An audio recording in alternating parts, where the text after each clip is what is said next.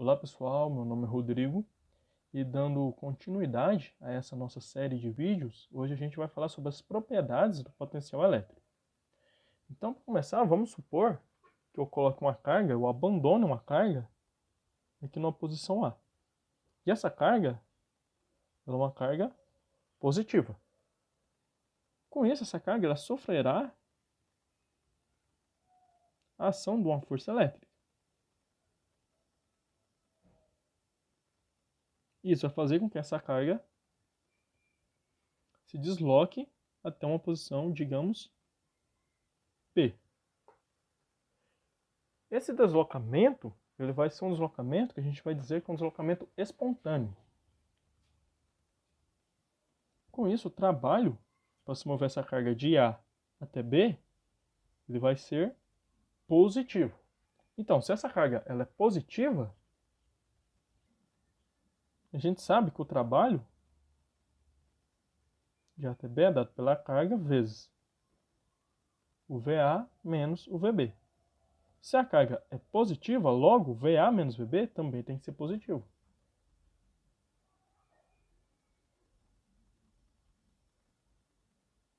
Isso implica, então, que VA ele vai ser maior que VB. Com isso, a gente conclui que, quando cargas elétricas positivas são abandonadas num campo elétrico, e essas cargas elas estão sujeitas apenas à força elétrica, elas vão se deslocar espontaneamente para os pontos de menor potencial. Ou seja, o potencial em A, VA, ele vai ser maior que o potencial lá em B. Então, o potencial nesses pontos aqui, a gente tem que o VA ele vai ser maior que o VB. Agora, vamos supor uma outra situação onde eu tenha um outro ponto, que eu vou chamar aqui de A', e nesse ponto A', eu vou colocar uma carga, só que agora essa carga ela vai ser negativa. Então, eu coloco uma carga aqui em A', que é negativa. Obviamente, nesse ponto A', eu tenho associado aqui um potencial VA'. Lembrando que aqui a gente tem o nosso campo elétrico.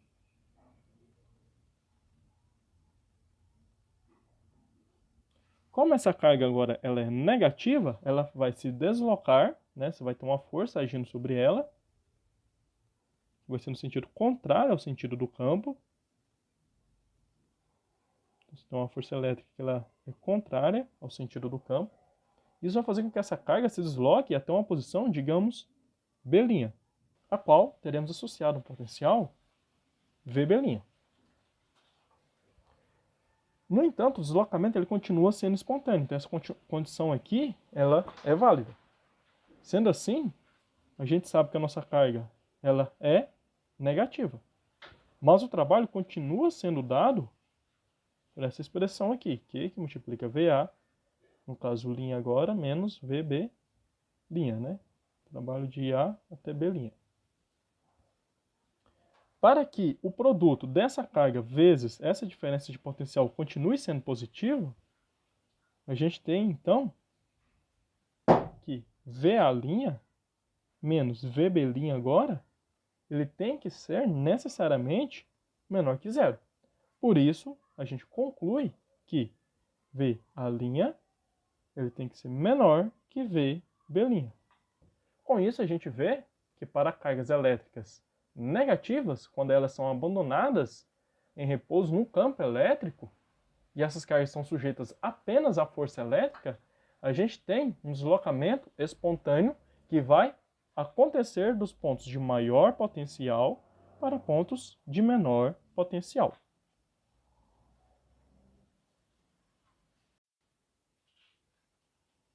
Então a gente pode resumir essas duas propriedades nessas duas afirmações aqui. Então, cargas positivas abandonadas em repouso num campo elétrico e sujeitas apenas à força elétrica deslocam-se espontaneamente para pontos de menor potencial. Ou seja, quando o Q é positivo, a diferença VA menos VB também é positivo, logo VA será maior que VB. No entanto, para cargas negativas, abandonadas em repouso num campo elétrico e sujeitas apenas à força elétrica, deslocam-se espontaneamente para pontos de maior potencial. Porque agora o Q vai ser menor que zero, Logo, o VA' menos VB' é menor que zero, e com isso o VA será menor que o VB. Né? O VA' será menor que o VB'. Vale a gente lembrar também que o trabalho para deslocar uma carga de A até B, ele é dado pelo valor da carga, VA menos VB. Né?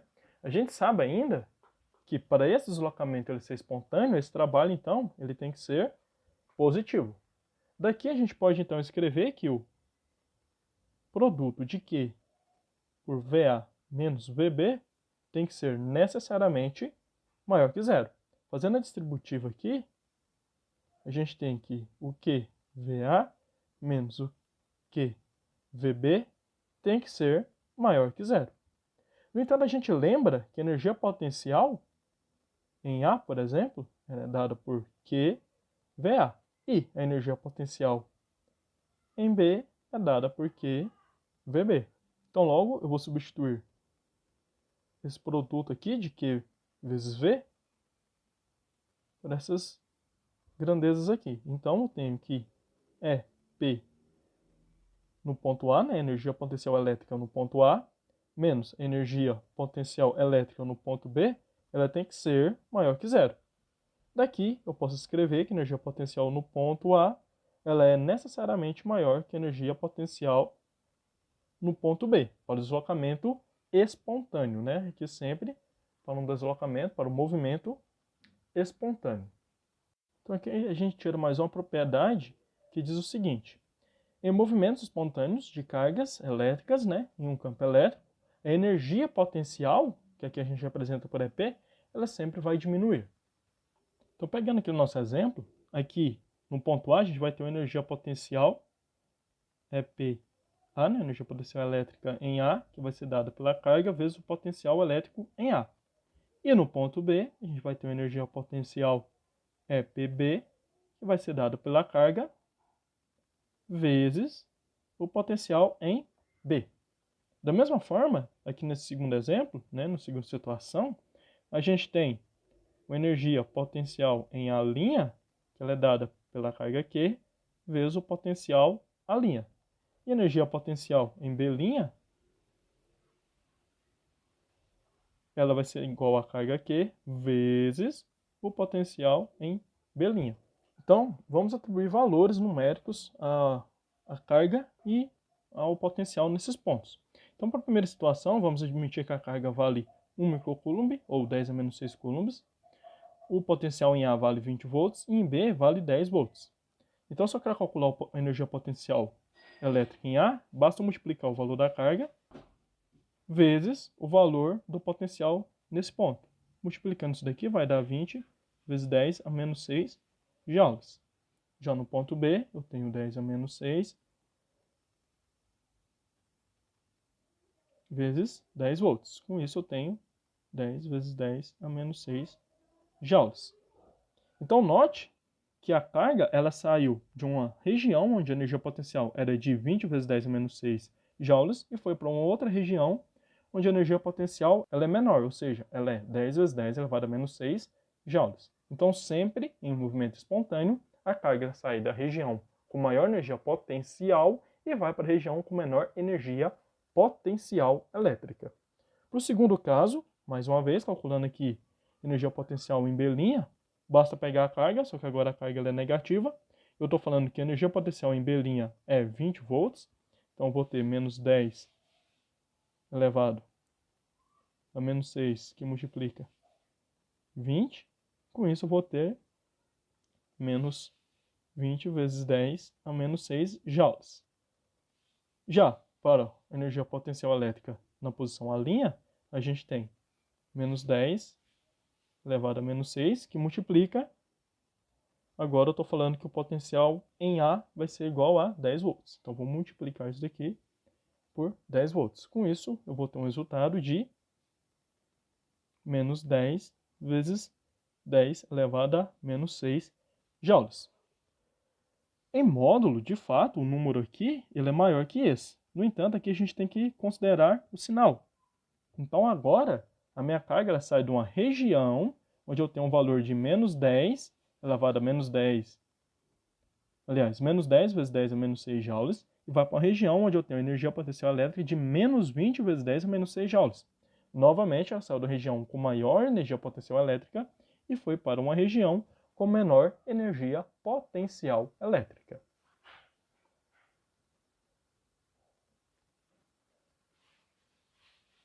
Então, a última propriedade, que é muito importante, é uma propriedade que vai dizer com relação à orientação, à posição, melhor dizendo, do potencial elétrico com relação à linha de campo. Então, agora vamos supor uma linha de campo gerada por um campo elétrico qualquer. E aqui você tem uma carga que está na posição A, uma carga positiva, e ela vai deslocar até a posição B. A gente sabe que a essa carga vai ser imposta uma força que ela vai ser tangencial à linha de campo. Essa força é uma força elétrica Fe. E essa força ela vai estar apontada na mesma direção do campo elétrico.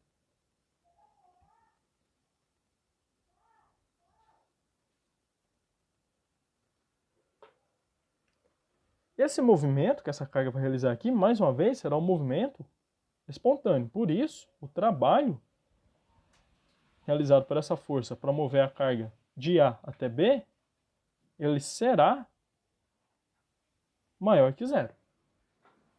Essa carga, ela sendo maior que zero, a gente chega mais uma vez à conclusão de que, como o trabalho de A até B é dado pelo produto da carga pela diferença de potencial entre A e B, para que esse produto aqui continue sendo maior que zero, o VA menos o VB tem que ser maior que zero, ou seja, tem que ser positivo.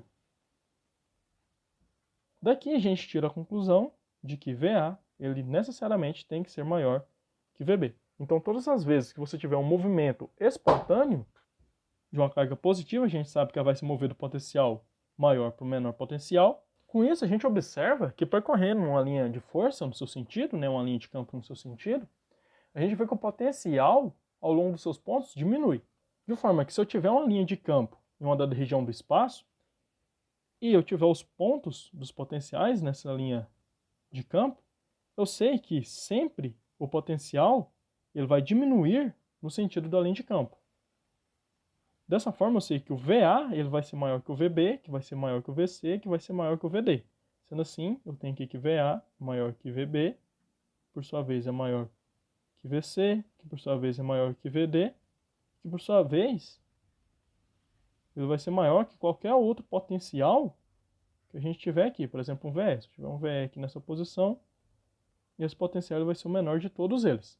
Então, sempre que você percorre uma linha de campo no seu sentido, o potencial ele vai diminuindo. Então, sempre que a gente percorre uma linha de força no seu sentido, o potencial ao longo dos seus pontos, ele sempre vai diminuir. Falando agora sobre superfícies equipotenciais, a gente sabe que o potencial produzido por uma carga, ela vai ser dado pelo constante eletrostática, nesse caso, se a carga estiver no vácuo, vai ser constante eletrostática no vácuo, vezes o valor da carga dividido pela distância. Note que o potencial ele vai depender do valor da carga e da distância. Se a distância não mudar, o potencial, o valor do potencial, ele vai ser constante, ele vai ser sempre o mesmo. Então, vamos supor agora que eu tenho uma carga positiva, onde eu tenho essas linhas de campo aqui emergindo da carga, e aqui eu tenho esferas concêntricas que vão me indicar diferentes valores de D. Então, por exemplo, nessa primeira esfera aqui, eu vou ter um valor de D1. Na segunda esfera, eu tenho um valor de D2. E na terceira esfera, eu tenho um valor de D3. De forma que esse D aqui nada mais é que o raio da esfera. Sendo assim, esse valor do D1 aqui é o mesmo aqui, é o mesmo nessa posição aqui, é o mesmo nessa posição aqui, é o mesmo nessa posição aqui, é o mesmo nessa posição aqui, ou seja, ele vai formar essa primeira esfera aqui em torno da minha carga. De forma que se eu calcular o valor do potencial aqui, como ele só vai depender do valor do D1 e da carga, a carga eu não vou mudar ela, então o potencial em todos os pontos aqui, nessa primeira esfera, ele vai ser sempre o mesmo. Ele vai ser um valor que vamos dizer que é o A. Então o potencial VA nas regiões em torno dessa carga aqui, na região de uma distância D1, ele sempre vai ser o mesmo. Da mesma forma agora, se eu variar a distância, em vez de usar D1, eu usar aqui um D2, eu vou chegar nessa segunda esfera aqui. E quando eu calculo o potencial em qualquer um dos pontos dessa segunda esfera aqui, eu sempre vou obter o mesmo valor. Da mesma forma agora para o D3, aumentando aqui a distância, ao invés de 2 eu colocando 3, e calculando o potencial em qualquer um desses pontos aqui, esse potencial ele sempre vai ser o mesmo, ele não vai mudar.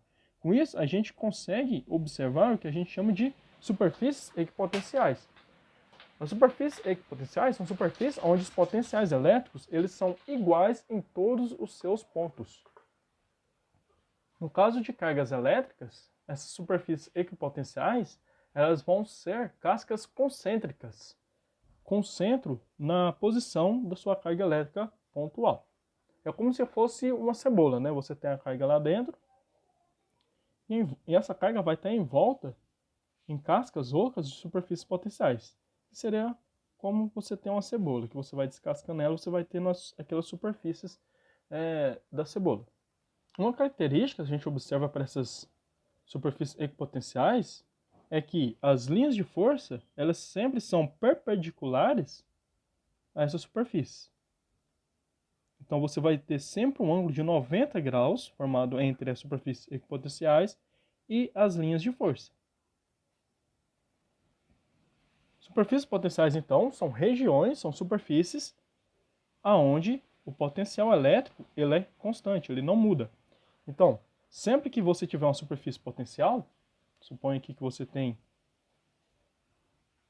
uma linha de força aqui. E aqui eu tenho delimitado uma superfície potencial. De forma que essa linha de força vai formar um ângulo de 90 graus com a superfície. Em qualquer região dessa superfície aqui, seja na região A ou na região B, ou melhor, num ponto A ou no ponto B, o potencial ele sempre vai ser o mesmo. Uma vez que o potencial aqui, o VA e o VB, eles são iguais, a gente sabe que o trabalho de A até B é dado pela carga vezes VA menos VB. Se eu pegar uma carga e movimentar ela de A até B, o trabalho realizado no final, ele vai ser igual a zero. Porque VA ele é igual a VB. Então, VA menos VB vai dar igual a zero, vezes a carga aqui vai ser igual a zero. Então, o trabalho vai ser igual a zero. Então, uma outra característica de uma superfície equipotencial é que o trabalho realizado para você mover uma carga nessa superfície, ele será nulo. Então, todas as vezes que você move uma carga em cima de uma superfície equipotencial, o trabalho para mover essa carga vai ser nulo, desde que você comece, né, a posição inicial e a posição final, né, do movimento seja em cima da mesma superfície equipotencial. Quando você tem um campo elétrico uniforme, as superfícies equipotenciais elas vão formar planos que são perpendiculares às linhas de campo. De forma que aqui a gente tem que o potencial VA ele vai ser maior que o potencial VB, que por sua vez vai ser maior que o VC, que por sua vez vai ser maior que o VD, que por sua vez vai ser maior que o VE e vai ser maior que o VF. Lembrando que sempre que a gente percorre uma linha de campo no seu sentido, o potencial ele sempre vai diminuindo. Da mesma forma aqui, a gente tem que o potencial VA ele vai ser maior que o VB, que por sua vez vai ser maior que o VC. Suponha agora que você tem um campo elétrico uniforme e você tem duas superfícies equipotenciais demarcadas nesse campo elétrico. As superfícies estão separadas por uma distância d. É abandonada uma carga no ponto A e essa carga vai se mover até esse ponto B que se localiza a superfície equipotencial dada por VB. A gente sabe que essa carga vai experimentar uma força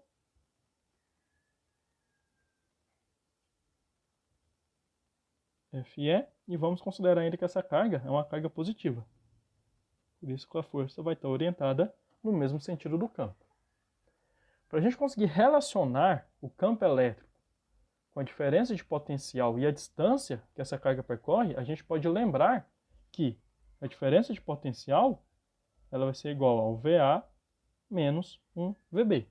A gente lembra também que o trabalho para deslocar essa carga de A até B, ele pode ser dado pela carga que multiplica um VA menos um VB. Esse VA menos VB eu posso trocar por U, então o trabalho de A até B vai ser igual à carga que multiplica o U.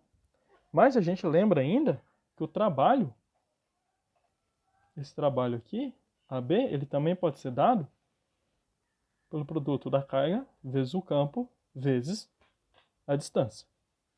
Então aqui eu tenho a equação 1 e a equação 2. Igualando as duas equações, a gente tem então que a carga vezes o campo elétrico vezes a distância vai ser igual a carga vezes a diferença de potencial. Esses dois aqui eu posso cancelar. Com isso eu chego que o campo elétrico ele vai ser dado pela diferença de potencial dividida pela distância. Com isso a gente tem a relação entre o campo elétrico, a diferença de potencial e a distância. Note que através dessa equação a gente observa que a unidade do campo elétrico no Sistema Internacional de Medida ela é dada como sendo um volt por metro. Por quê? Porque a gente sabe que a unidade de diferença de potencial ela é igual ao volt. Então, U, a unidade, é igual ao volt. E o D, a unidade, é o metro. De forma que a unidade do Sistema Internacional de Medidas do campo elétrico ela é escrita como sendo volt por metro. Lembrando que o volt por metro ele é equivalente à unidade que a gente já estava utilizando para o campo elétrico de newtons por coulomb. Então essas duas unidades elas são equivalentes entre si. No entanto, uma das mais usuais, né, a mais usual, melhor dizendo, no Sistema Internacional de Medida é o volt por metro. Para finalizar esse vídeo, vamos resolver esse exemplo aqui aplicando esse conceito que a gente acabou de ver. São dadas as linhas de força e a superfície equipotencial de um campo uniforme. Determine. A intensidade é do campo elétrico, o potencial elétrico no ponto C e o trabalho da força elétrica que atua em uma carga Q igual a 1 microcoulomb ao ser deslocada de A para C. Então, a primeira coisa que a gente quer saber é a intensidade do campo elétrico. Então, os dados que a gente tem aqui são o seguinte. Primeiro, a gente tem uma distância aqui, D1, e aqui a gente tem uma distância D2. Esse potencial elétrico de 100 eV eu vou chamar de VA, porque ele está na posição A, né? Na superfície equipotencial que passa pela posição A. E aqui eu tenho um potencial elétrico VB que passa pela superfície equipotencial que está na posição B. E eu tenho um potencial VC que eu não sei. Então vamos anotar o que a gente tem aqui. Então a gente tem D1 igual a 0,1 metro, D2 igual a 0,2 metro. Eu tenho VA, que é igual a 100 volts, VB, que é igual a 80 volts, e o VC, que eu não sei. Então a intensidade do campo elétrico a gente pode calcular através da relação E igual a U sobre D, onde o U vai ser a diferença de potencial, né? VA menos VB. Isso dividido por D. Então o nosso E vai ser igual, substituindo os valores, 100 menos 80 dividido por 0,1. Então isso aqui vai dar 20 dividido por 0,1. E o resultado que a gente vai obter disso daqui vai ser de 200 volts por metro. Então o campo elétrico, que é uniforme aqui, ele é igual a 200 volts por metro. A letra C agora quer saber qual é o valor do potencial no ponto C, ou seja, o VC. Vou utilizar aquela mesma relação, E é igual a U sobre D, só que dessa vez agora eu vou usar o D2, e eu vou usar o U como sendo um VB menos o VC. Isso dividido por D2. Vou pegar esse D2 aqui e passar para o outro lado multiplicando, né? Então vai ficar assim. D2 vezes E vai ser igual a VB menos VC. Logo, o VC ele vai ser igual a um VB menos D2E. Substituindo os valores, VC vai ser igual a 80, que é o valor do VB, menos 0,2 vezes 200. Porque o E a gente calculou na letra A, que é 200 volts.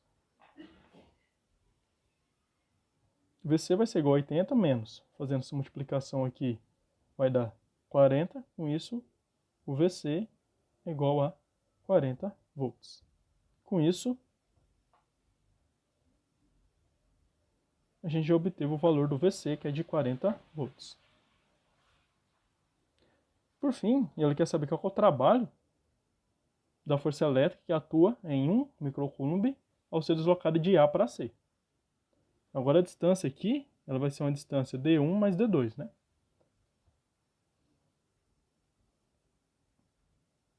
Então, eu tenho a questão que quer saber qual que é o valor do trabalho para deslocar uma carga de A até C.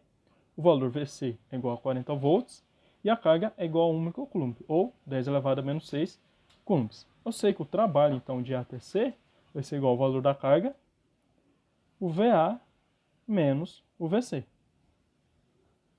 O trabalho de A até C vai ser igual à carga que eu tenho, 10 a menos 6. O VA, o exercício me deu, que é 100, menos o VC, que eu calculei, que vale 40. Então, o trabalho aqui vai ser igual a 10 a menos 6, que multiplica 100 menos 40 vai dar 60. Com isso, o trabalho de A até C vai ser igual a 60 vezes 10 a menos 6, ou de A até C vai ser igual a 6 vezes 10 a menos 5 joules. Então, esse aqui é o trabalho para deslocar uma carga da posição A até a posição C.